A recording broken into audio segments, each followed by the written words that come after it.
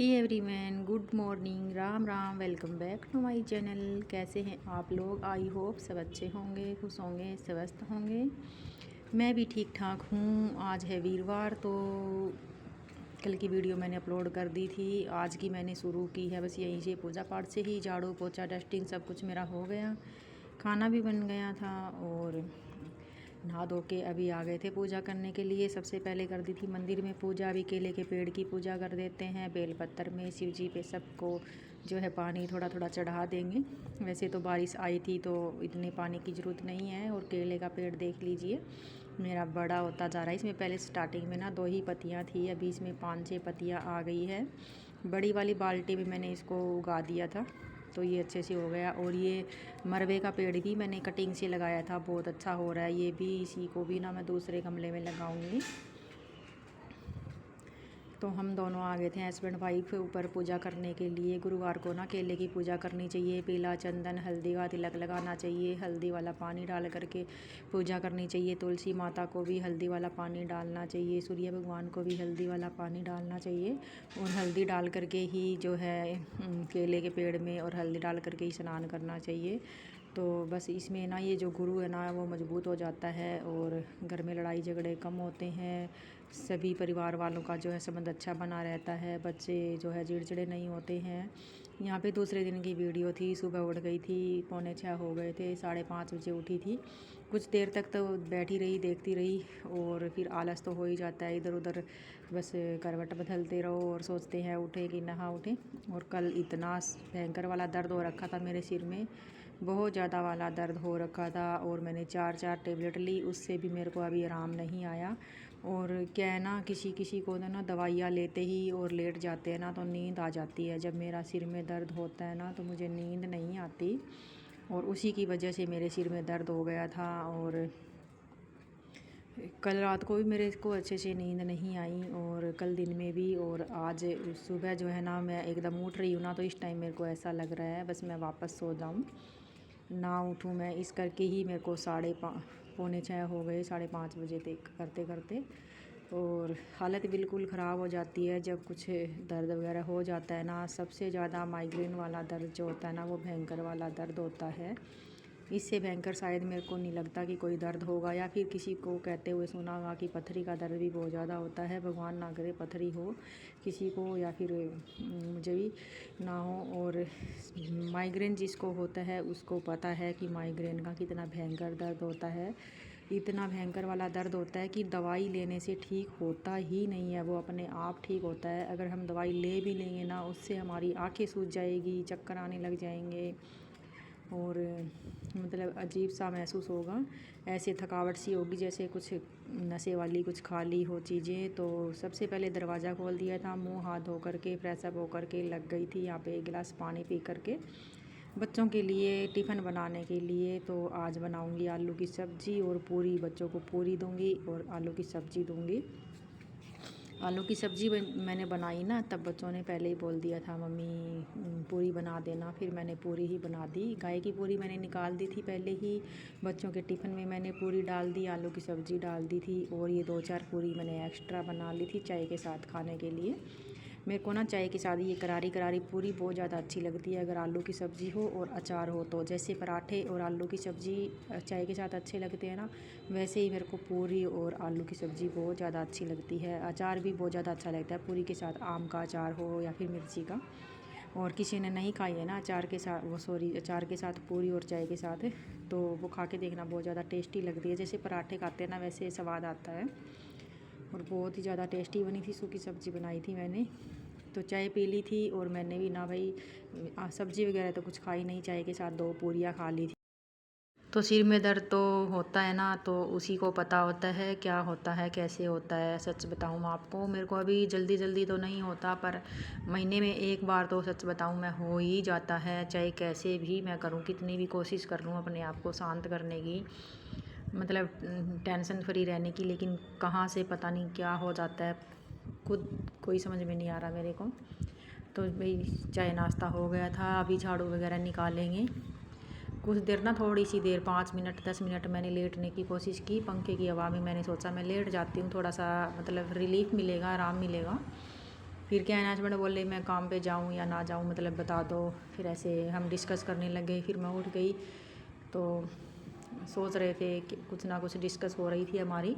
फिर मैंने सोचा चलो मैं अपना काम ही कर लेती हूँ, फिर उसके बाद मेरे को रेस्ट ही रेस्ट है पूरा दिन। और भाई गुरुवार को है ना, केले के पेड़ में अगर आप पूजा करते हो ना तो पीला तिलक लगाना चाहिए। और अगर आपके पास सफ़ेद तिल है तो वो चढ़ानी चाहिए, हल्दी वाला पानी डालना चाहिए। और पीले जो है फूल केला ये सब चीज़ें जो है आप चढ़ाओगे ना तो मतलब अच्छा होगा। गुरुवार बहुत ज़्यादा अच्छा होता है। गुरु अगर हमारा सही है ना तो सारे ग्रह जो है अपने आप धीरे धीरे सही होते चले जाएंगे। और केला है ना कभी भी नहीं खाना चाहिए गुरुवार को। तो कहते हैं अगर आपको गुरु कमज़ोर है तो भाई ये सभी चीज़ें जो है ना एक समझदार गृहिणी को ही पता होती है। एक समझदार गृहिणी ही जो है ये कर सकती है। सभी समझदार गृहिणियाँ जो होती है ना उनको सबको ही जो है पता होनी चाहिए, सभी को ही पता भी होती है। पर मैंने जो किया, मैं जो करती हूँ वो मैंने आपके साथ शेयर कर दिया। और वही साफ़ सफाई के बिना तो घर घर नहीं लगता, ये सबको ही पता होता है। झाड़ू वगैरह निकालने के बाद ना थोड़ी बहुत रोटियाँ बची हुई थी, मैंने रोटी बना ली सबके लिए, पूरी नहीं बनाई थी। क्यों भाई, पूरी है ना एक बार ही अच्छी लगती है। कल शाम को नहीं, परसों शाम को भी खा ली थी हमने छोले की सब्ज़ी के साथ। और कल सुबह रोटी खाई थी और कल शाम को रोटी, तो आज सुबह मैंने पूरी बना ली। तो ऐसे अच्छा नहीं लगता, रोज़ रोज़ पूरी खानी भी नहीं चाहिए। और ऐसे मतलब अच्छी भी नहीं लगती है ना पूरी डेली डेली। तो बस चाय के साथ खा ली, उतना ही बहुत है। और छोटी छोटी तो बनाती हूँ मैं, ऐसे बड़ी बड़ी नहीं बनाती। और मेरे को ना ये तो करारी करारी पूरियाँ अच्छी लगती है। तो मैंने रोटी बना ली थी और दही का रायता बना करके रख दिया था। और थोड़ी सी मैंने लस्सी बना ली थी। फिर मेरे खाने पीने का जो सारा काम है ना वो हो गया। जितने बर्तन वगैरह होते हैं ना वो सारे मैंने इकट्ठे करके छोड़ दिए तो ताकि मेरे धुल जाए। तो फिर मैंने ना गैस साफ़ किया, बर्तन वगैरह धो लिए थे। अभी मैं लगा रही हूँ पोछा पूरे घर में। और वही जब तक ना हमारी छोटी छोटी घर की चीज़ें जो है ना वो साफ़ ना होना तब तक पोछा लगाने का कोई फ़ायदा नहीं है। बिस्तर वगैरह समेटना, चादर सही करना, बेड की चारपाई की, या फिर इधर उधर कोई सामान पड़ा है वो सारा मैं उठा करके, सच में बच्चों के जाते ही मैं लग जाती हूँ। सारा मैं उठा करके फिर मैं अपने घर की साफ़ सफाई करती हूँ। फिर बिल्कुल भी टाइम नहीं लगता, फटाफट से बस हाथ से पोछा घुमाओ या वाइपर से पूरे घर की जो क्लीनिंग है वो अच्छे से हो जाती है।